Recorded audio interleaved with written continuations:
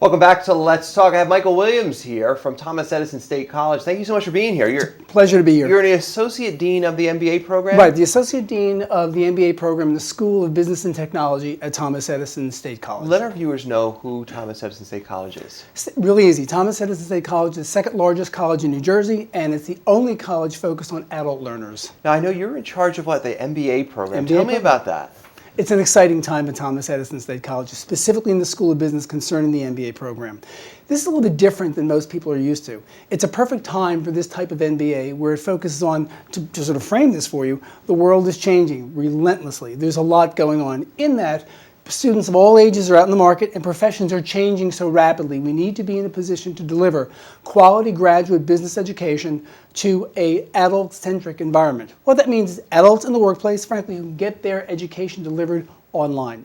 The School of Business and Thomas Edison specifically delivers adult-centric online education to, I'll say, adults who are frankly self-driven to get that education. So the MBA now is a perfect time in a changing world to provide the knowledge, competencies, and skills for business professionals to move ahead. It sounds like you make this opportunity convenient. Tell me about the convenience of Thomas Edison State College. Well, it's a great point, Gary, because the convenience aspect is only one aspect in terms of delivering education to where people are asynchronously. It goes to them, they can engage in the work of academia as well as business as they wish. However, not only is it a matter of convenience, it's a matter of flexibility. People are on 24/7 schedules all over the world. Also, there's the idea of the kind of education.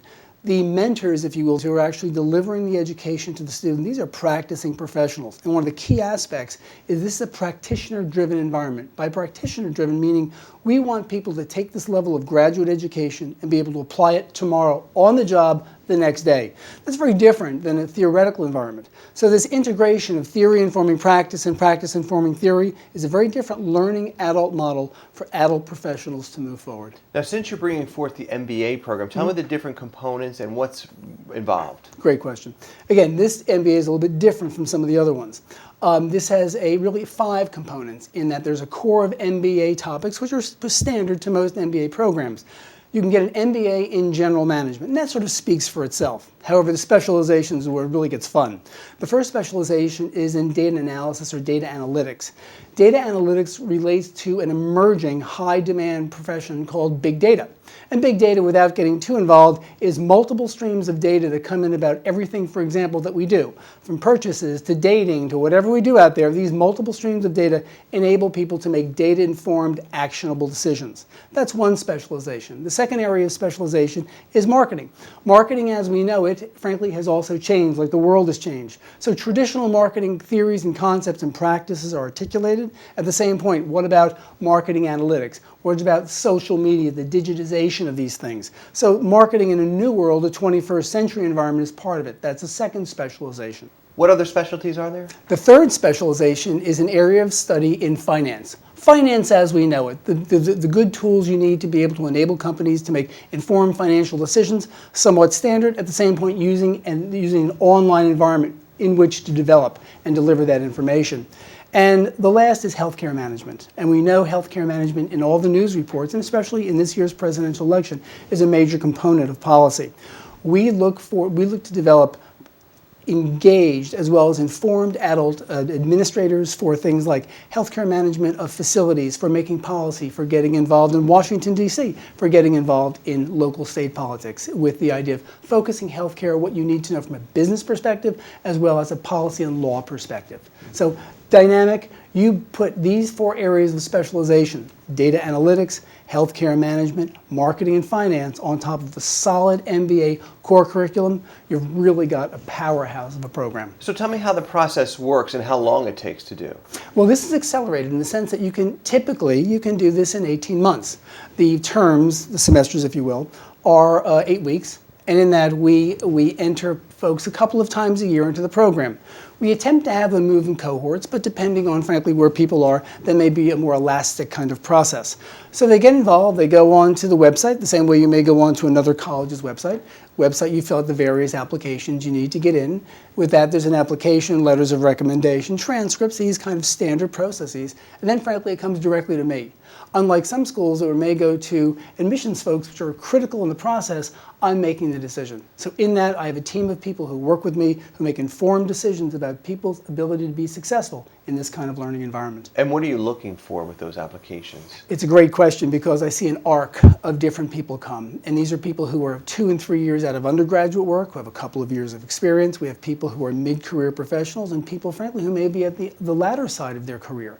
We're looking for folks who are adult, in the sense they are self-directed learners. They're in a position they can manage their affairs that way educationally. At the same point, they bring a degree of experience and depth in their profession to understand what they're doing and how to do it.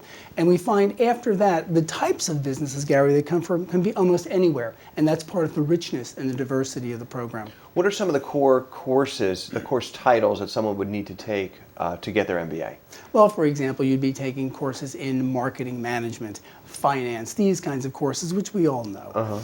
With that in mind, some of the specialization course, you'd have courses in predictive analytics, very exciting in terms of data management, healthcare finance, healthcare law, marketing management, these kinds of things where some of the newer titles may be out of the realm of some people saying, I didn't know you could do that. We have a course in social media. We're on social media all day. What if you had the course around that not only told you how to use it, but also how to use it in business? Very dynamic. What about accounting? Is that a part of all this as well? Accounting is one of the prerequisite courses that you have. So for example, to enter the MBA program, there are 3 prerequisites you have, and one is in statistics, one is in financial analysis or accounting, if you will, and the other is in microeconomics. These are courses that many people bring to us and or can transfer in. That's part of the beauty of Thomas Edison State College, that transferability. Many people will take them for their first time. So when we talk about your question about admissions, depending on what components people bring to the admissions table, I look at the diversity and be able to position what kind of rich environment can we create. What if they don't have any accounting and they'd have to take it through Thomas Edison, or they can take it at their county college? They can take it in a variety of ways. To your point, at county college, absolutely through Thomas Edison to get used to induct them, if you will, into the system and get them used to how it works. So it can be done in a variety of ways. And when I counsel and work with prospective students who come in, I talk about their options with them. How many students do you currently have enrolled in the program at Thomas Edison? Well, it's brand new. So with this in mind, we're in the double digits now. We're coming into actually taking the first cohort in that we look to this to really branch out. But it's early to say where it is in terms of enrollments, but we're doing really quite well. And the next interview, we'll talk more about that. Could you give our viewers, we only have about a minute left, some background about Thomas Edison State College and how other people may be interested in getting involved?